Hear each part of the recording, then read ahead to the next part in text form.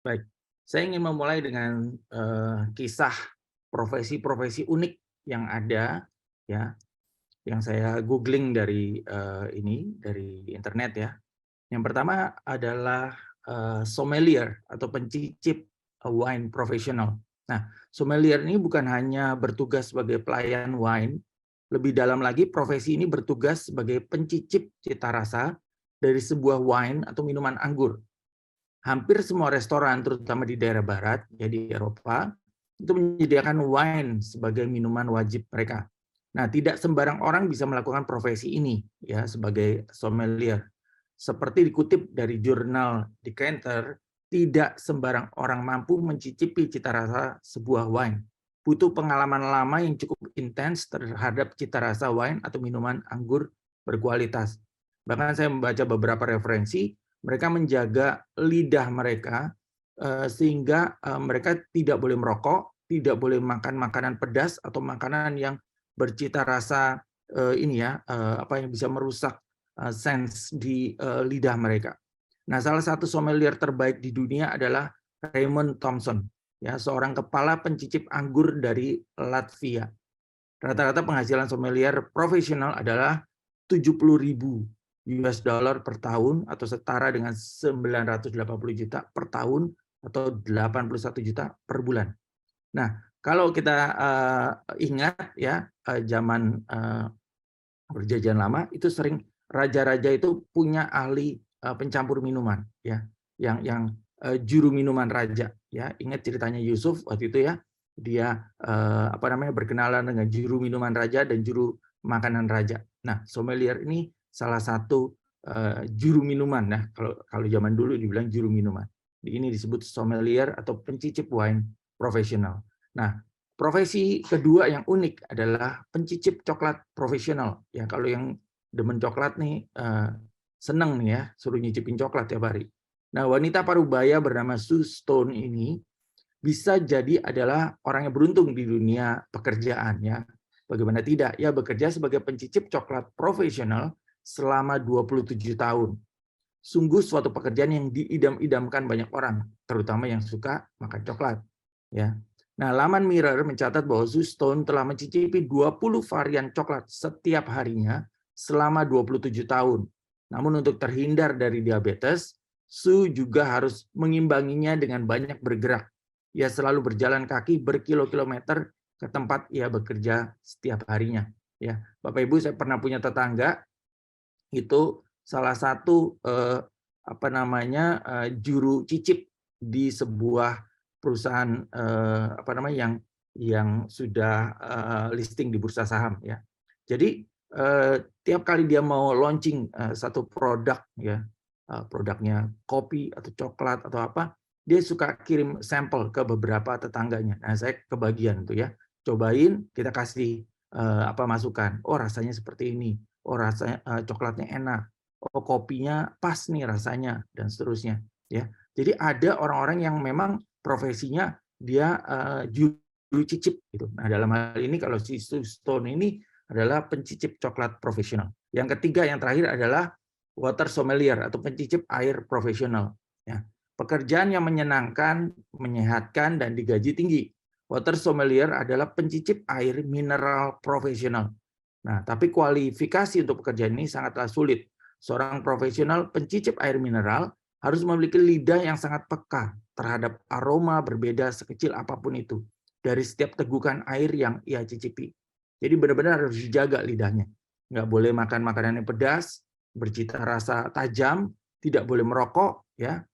Nah, seperti dipublikasikan di laman Reuters, adalah Martin Ries, seorang pencicip air mineral kenamaan asal Jerman, mengatakan bahwa air mineral wajib dicicipi sebelum dijual ke pasaran.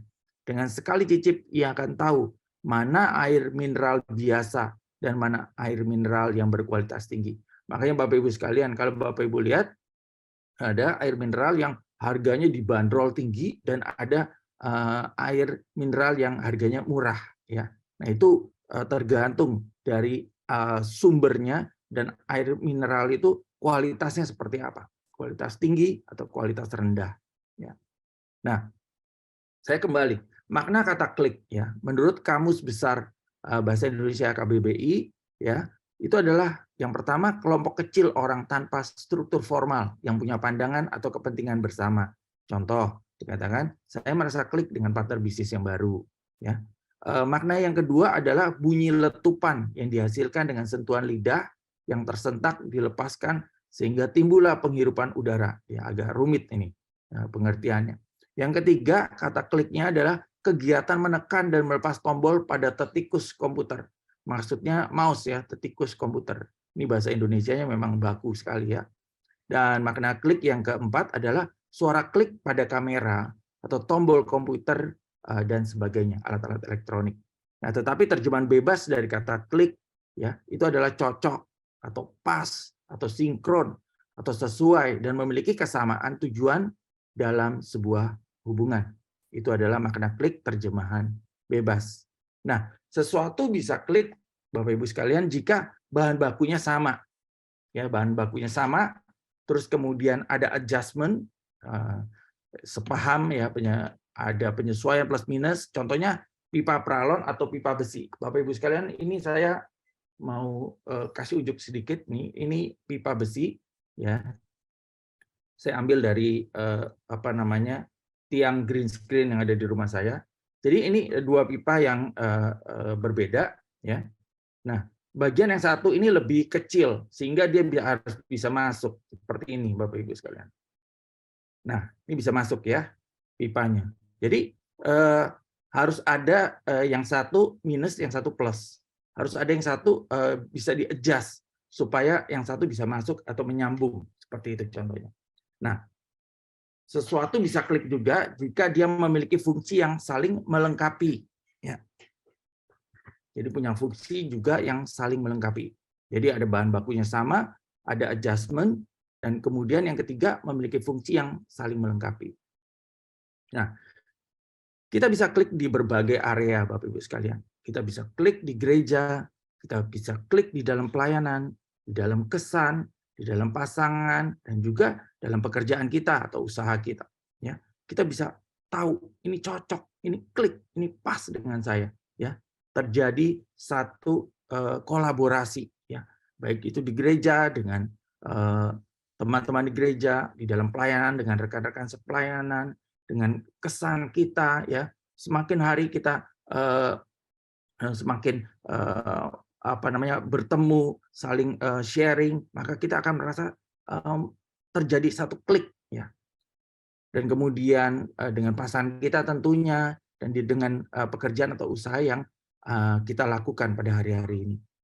Nah, saya ingin cerita sejenak ya kisah saya ya. Jadi waktu saya pertama kali bertobat itu tahun 86 di SMA 6 kelas 1 SMA. Ya, saya ikut retreat ya. Nah, tetapi karena namanya retreat ya, nggak ada follow up Bapak Ibu sekalian. Jadi saya di SMA 6 itu letaknya di Jalan Mahakam, seberangnya Blok M gitu ya. Nah, itu apa namanya?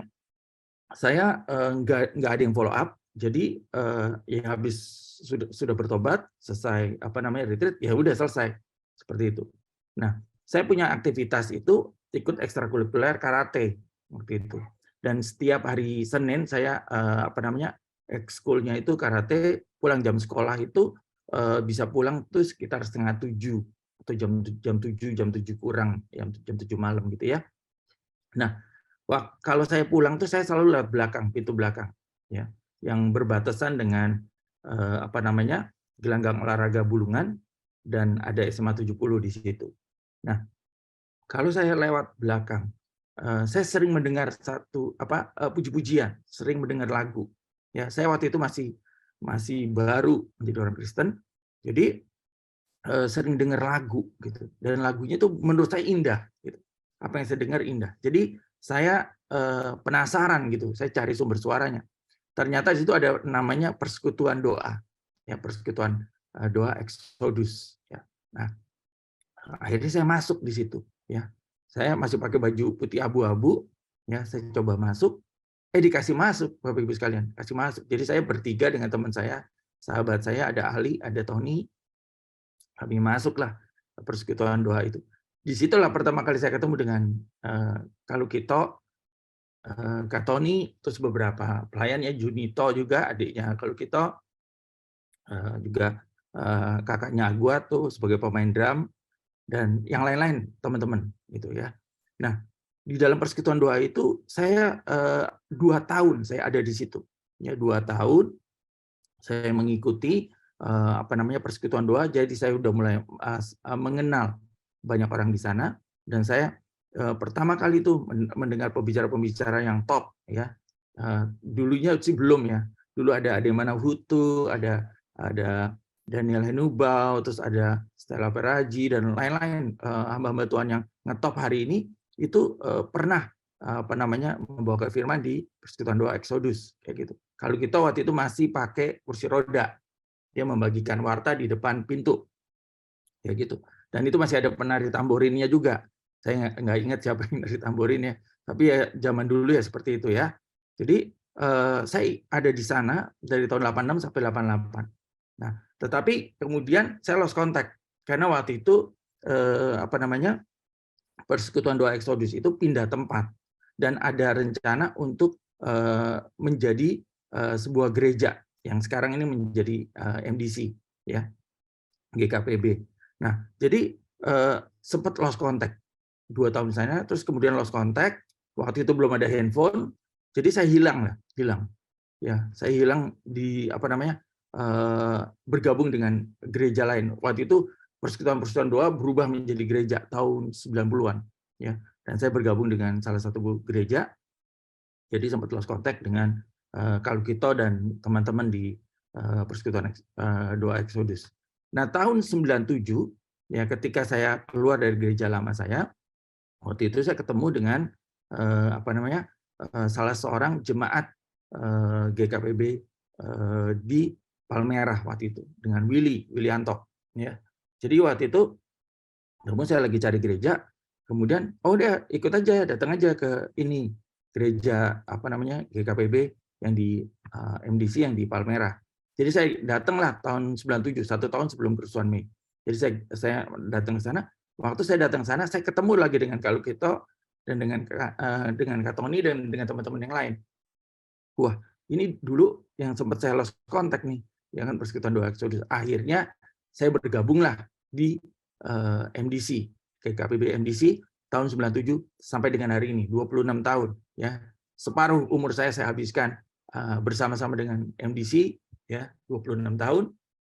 Saya ada di MDC, saya menyerahkan diri, menundukkan diri di dalam pengayoman daripada penatua, yaitu Pak Lukito, dan Kak Tony dan penatua-penatua yang lain. Nah, ini adalah kisah saya, Bapak Ibu sekalian. Jadi ketika saya sempat lost contact, ketika saya hilang, ketika saya kembali lagi, terjadi saya satu klik gitu.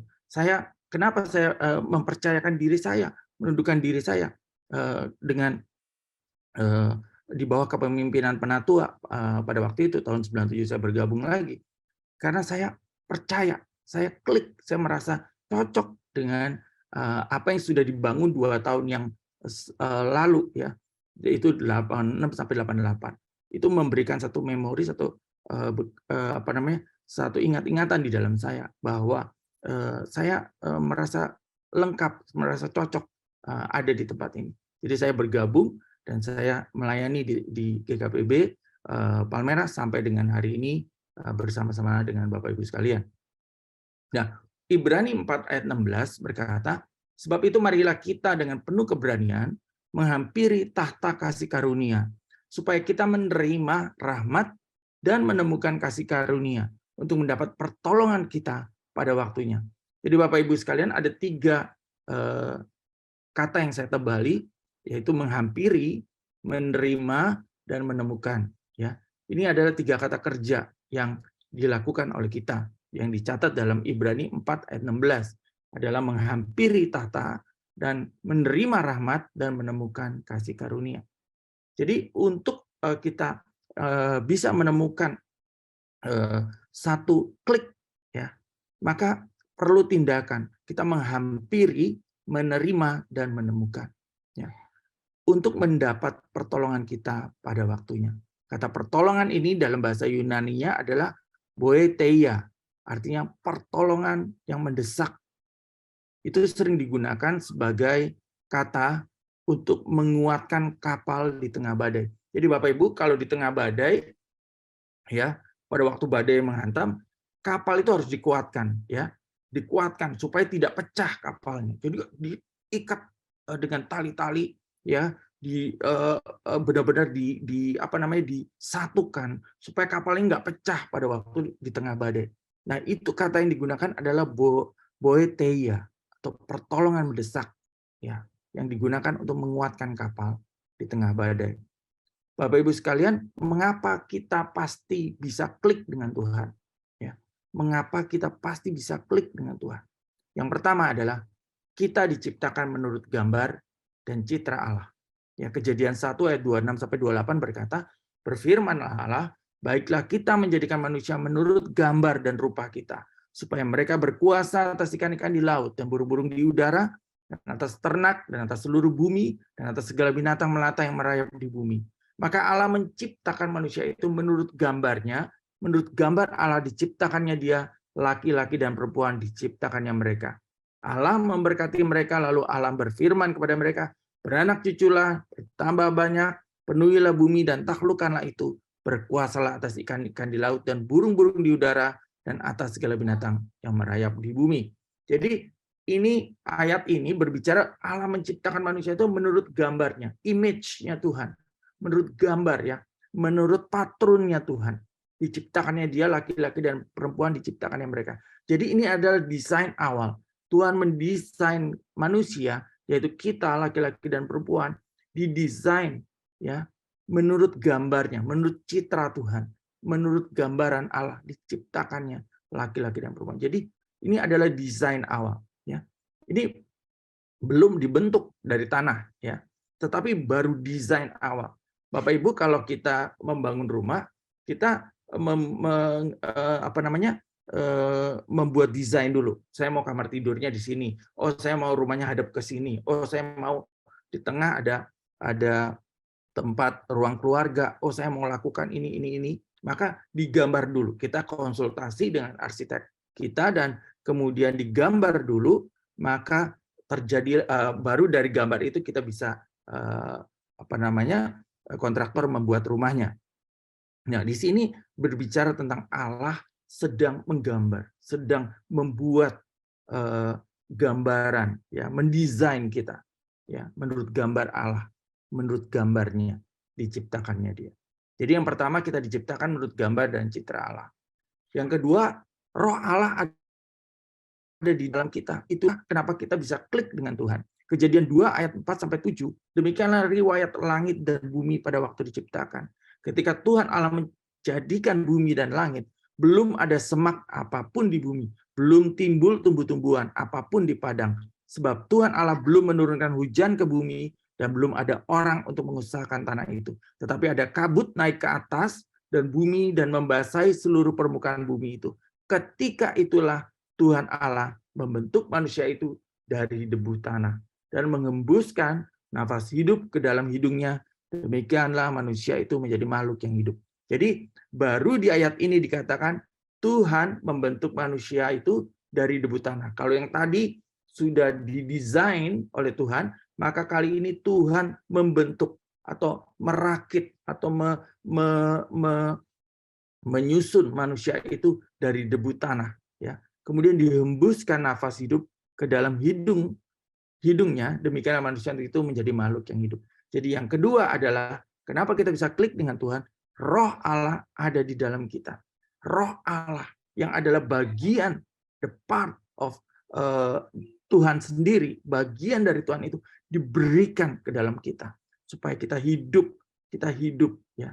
Tidak, Tuhan menciptakan hewan, Tuhan tidak menghembuskan nafas hidupnya kepada hewan, tapi Tuhan cuma menciptakan, dia berfirman dan hewan jadi. Tetapi untuk manusia dihembuskannya nafas hidup ke dalam hidungnya. Ya, Roh Allah ada di dalam kita, dihembuskan kita menjadi makhluk yang hidup. Yang ketiga adalah Ia menetapkan tujuan mulia dari hidup kita. Kejadian 2 ayat 15, 19 dan 20. Tuhan Allah mengambil manusia itu menempatkannya di dalam Taman Eden untuk mengusahakan dan memelihara taman itu. Lalu Tuhan Allah membentuk dari tanah segala binatang hutan dan segala burung di udara, dibawanya lah semuanya kepada manusia untuk melihat bagaimana ia menamainya. Dan seperti nama yang diberikan manusia itu kepada tiap-tiap makhluk yang hidup, demikianlah nanti nama makhluk itu. Manusia itu memberi nama kepada segala ternak, pada burung-burung di udara, kepada segala binatang hutan, tapi baginya sendiri ia tidak menjumpai penolong yang sepadan dengan dia. Jadi Tuhan menetapkan tujuan mulia dari hidup kita untuk mengusahakan memelihara taman itu, ya kan? Adam diberikan otoritas untuk mengusahakan memelihara taman itu, dan juga bagaimana ia menamainya, diperhatikan. Manusia memberi nama yang diberikan manusia itu kepada tiap-tiap makhluk yang hidup. Demikianlah nanti nama makhluk itu. Jadi benar-benar diberikan tanggung jawab, diberikan otoritas untuk mengelola, untuk mengambil tanggung jawab, memberi nama hewan-hewan dan tumbuhan. Yang keempat adalah adjustment dari Tuhan. Yohanes 3 ayat 16 berkata, karena begitu besar kasih Allah akan dunia ini, sehingga ia telah mengaruniakan anaknya yang tunggal, supaya setiap orang yang percaya kepadanya tidak binasa, melainkan beroleh hidup yang kekal. Bapak Ibu, ketika manusia jatuh dalam dosa, maka Tuhan memberikan misi penyelamatan. Ya, ada adjustment dari Tuhan. Ya, dia berikan anaknya yang tunggal supaya kita bisa kembali ke posisi semula, menjadi klik dengan Tuhan. Kita bisa masuk tadi yang ayat yang pertama untuk datang menghampiri Tuhan di dalam tahtanya. Ya, misi penyelamatan dari Allah dimulai ketika manusia pertama yaitu Adam dan Hawa jatuh dalam dosa dan harus terusir dari Taman Eden. Misi penyelamatan Allah ini berulang kali hendak digagalkan oleh iblis. Ya, tetapi Tuhan melakukan adjustment, dari bagian Tuhan melakukan adjustment, ya, supaya manusia bisa kembali ke posisi yang semula. Ya. Nah, ada 6 jenis pola hubungan Tuhan dan manusia. Kalau kita lihat, ini adalah hubungan-hubungan vertikal yang banyak tercatat di Perjanjian Lama, yang mencatat hubungan vertikal antara Tuhan dan kita manusia, di mana Allah ada dan kita adalah umatnya, di mana Tuhan ada dan kita adalah hambanya, di mana Tuhan adalah pencipta dan kita adalah ciptaannya. Jadi di dalam Perjanjian Lama itu disebutkan Allah dan umatnya, Tuhan dan hambanya, pencipta dan ciptaannya, ya itu dijelaskan secara gamblang. Ya, ini adalah hubungan yang vertikal. Yesus belum hadir di sini, ya belum datang ke dunia, maka hubungannya masih hubungan yang vertikal.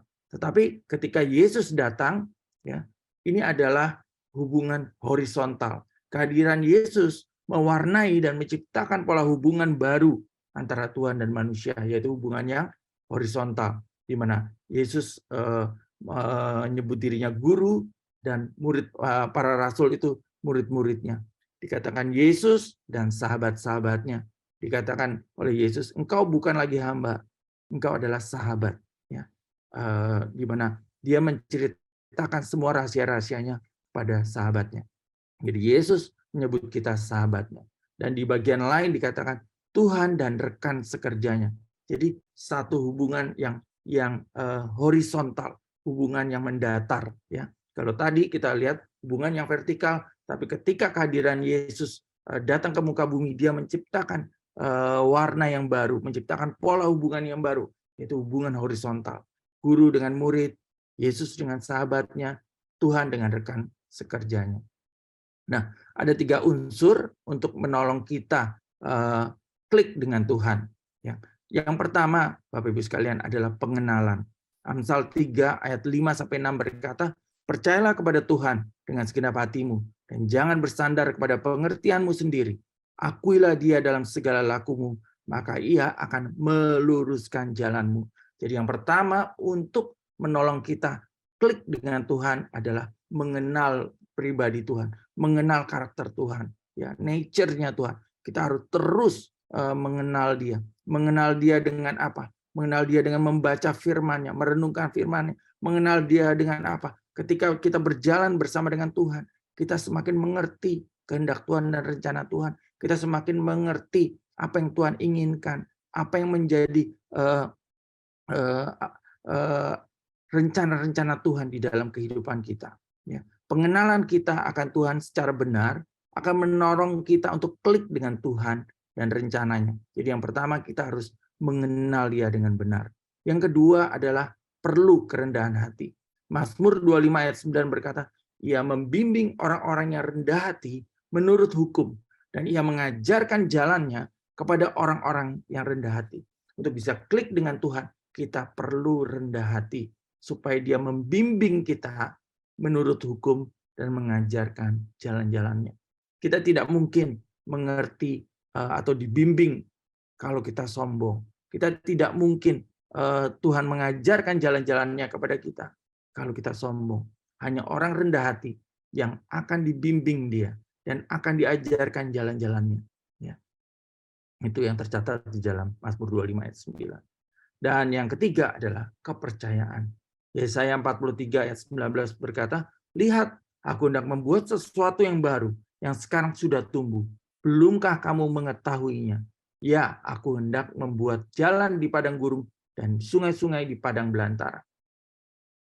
Mustahil bagi kita untuk mempercayai seseorang terlebih Tuhan tanpa kita mengenal dengan benar. Bapak Ibu, tadi saya sudah cerita di depan, kisah saya ya, bahwa saya percaya sama kalau kita sama Kak Tony waktu bergabung di MDC. Karena apa? Saya sudah punya pengalaman sebelumnya di persekutuan doa. Gitu. Jadi mustahil kita bisa mempercayakan diri kita kepada seseorang, terlebih lagi kepada Tuhan, tanpa kita mengenal dengan benar.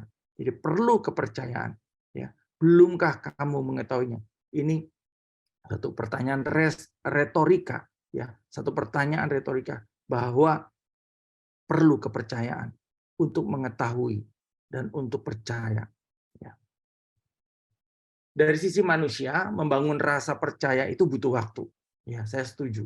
Ya, kita perlu waktu. Ya, makanya tadi cerita saya 2 tahun saya mengenal kalau kita dan Kak Tony, dan berikutnya saya lost 9 tahun dan ketemu lagi, maka saya ketika ketemu klik ya, karena sudah ada rasa percaya ya, yang terbangun. Nah, rasa percaya itu perlu waktu. Nah, pertanyaannya adalah apakah Tuhan butuh waktu lama untuk mempercayakan rohnya dan hartanya kepada kita sebagai manusia, ya, sebagai orang-orang percaya. Tuhan ketika Dia melihat orang berdosa, Dia langsung ingin menyelamatkan kita. Dia langsung menghampiri kita. Dia mengetuk hati kita untuk membuat kita percaya kepada Dia. Dan Dia mempercayakan rohnya. Dia mempercayakan hartanya kepada kita.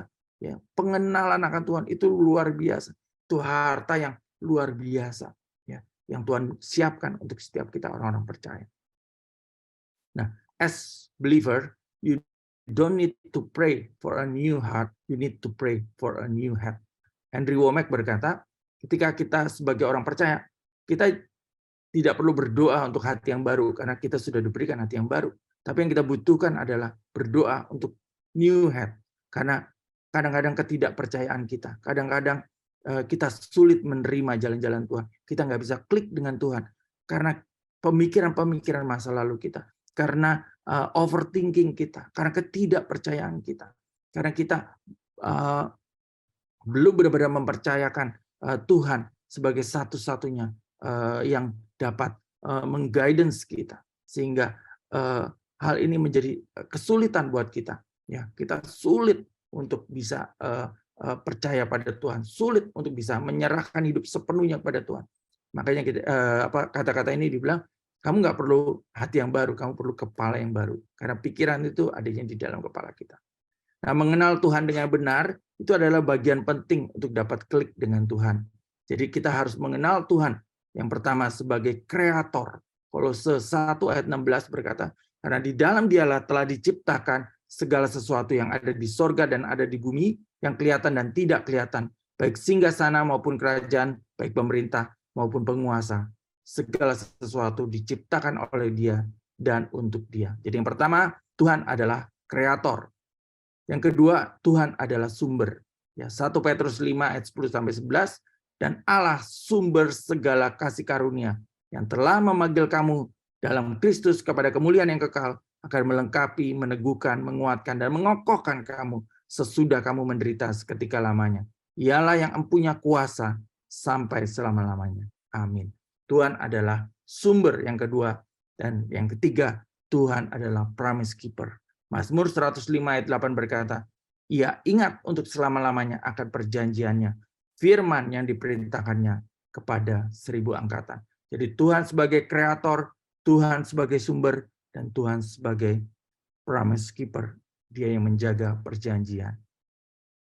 Bapa yang Maha Baik, terima kasih Tuhan. Kami sungguh bersyukur punya Allah seperti Engkau. Ajari kami Tuhan untuk percaya penuh kepada Engkau Tuhan. Supaya kami bisa klik dengan jalan-jalan Tuhan dan rencana Tuhan. Supaya kami bisa mempercayakan secara utuh dan secara penuh hidup kami, usaha kami, pekerjaan kami, keluarga kami kepada Engkau Tuhan. Supaya kami sungguh-sungguh diarahkan dan diatur serta dipimpin di dalam jalan-jalan Tuhan. Terima kasih Tuhan. Kami sungguh bersyukur Tuhan. Punya Allah yang dahsyat dan ajaib seperti Engkau.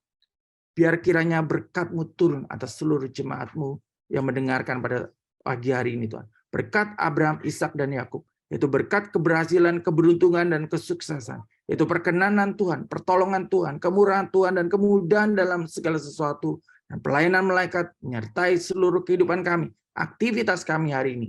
Terima kasih Tuhan. Kami terima hanya di dalam nama Tuhan Yesus. Haleluya. Amin. Selamat pagi, Tuhan memberkati.